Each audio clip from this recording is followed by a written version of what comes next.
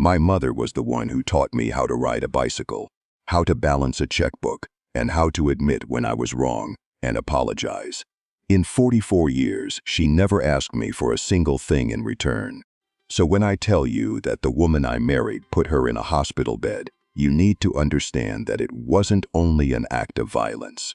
It was theft. Someone tried to take away the last truly good piece of my father's memory that I still had, and she believed I would simply let it happen. Welcome to Dad's Pure Revenge. If this is your first time here, I'm really glad you found the channel. Leave a comment and tell me where you're watching from tonight.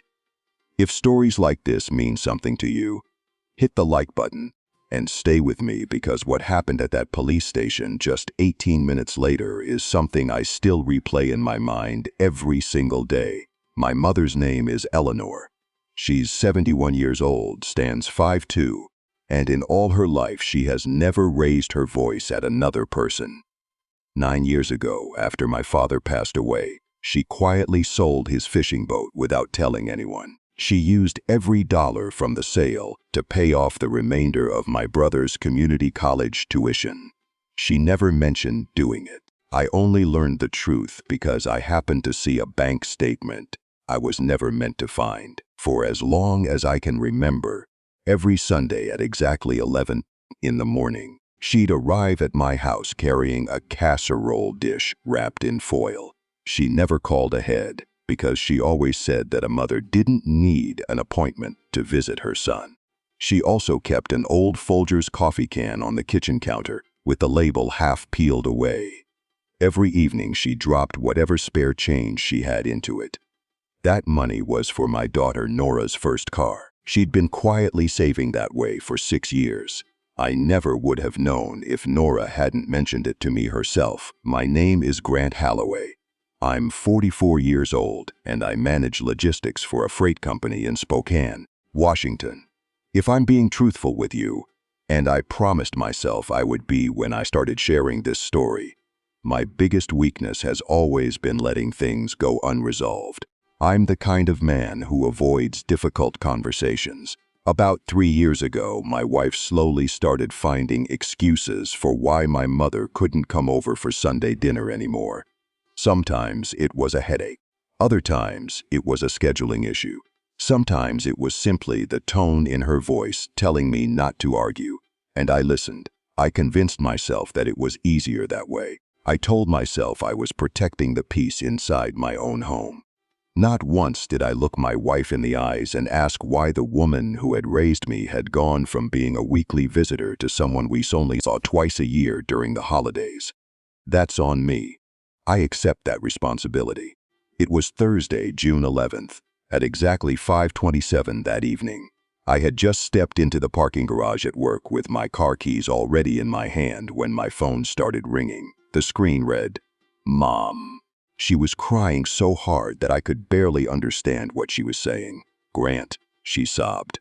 "Grant, I need you to come." "Mom, what happened? Are you hurt?" Camille came to the house. Her voice cracked when she said my wife's name. She called me a crazy old hag, Grant, and then she had a bat, the one from Nora's softball bag. She hit me with it, my arm, my shoulder. I think she broke something. I stood frozen in that parking garage for what was probably 4 seconds, unable to breathe. "Where is she now?" I asked. "Where's Camille?" "I don't know. She left."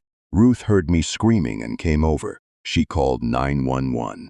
"Grant, there's blood all over my kitchen floor." I was already running before the call ended. As I drove, I called Camille.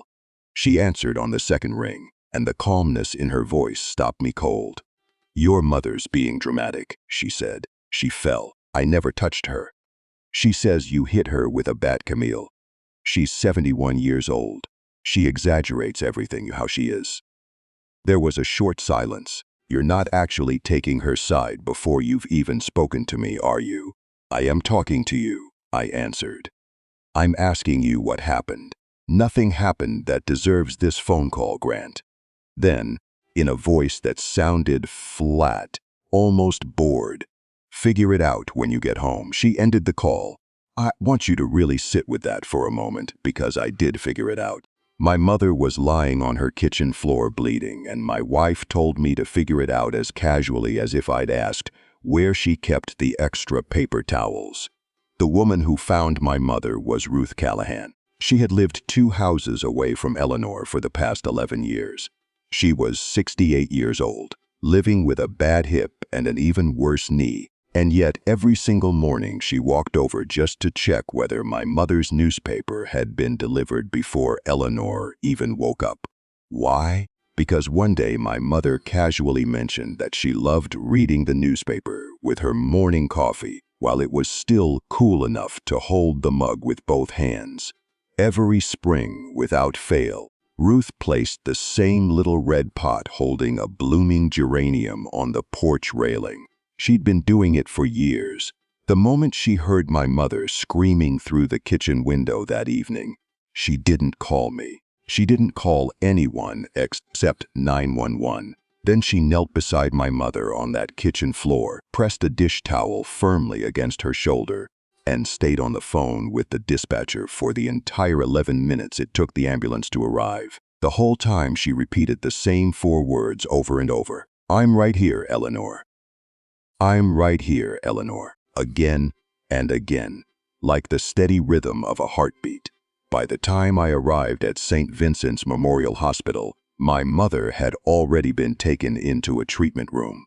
The doctors confirmed she had a fractured clavicle, severe bruising across her forearm from trying to block the swing, and a cut above her eyebrow where she'd struck the kitchen counter as she fell.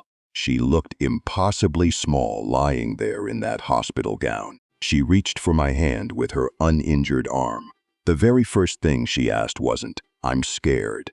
It wasn't, "Why would she do this?" Instead, she looked at me and whispered, "Is Nora okay?" Camille didn't go after Nora, did she? That's who my mother is. She was lying there injured and bleeding, yet the only thing she could think about was making sure my daughter was safe. A detective named Priya Ramanathan met me in the hallway just outside the treatment room. She explained that officers were already searching for Camille.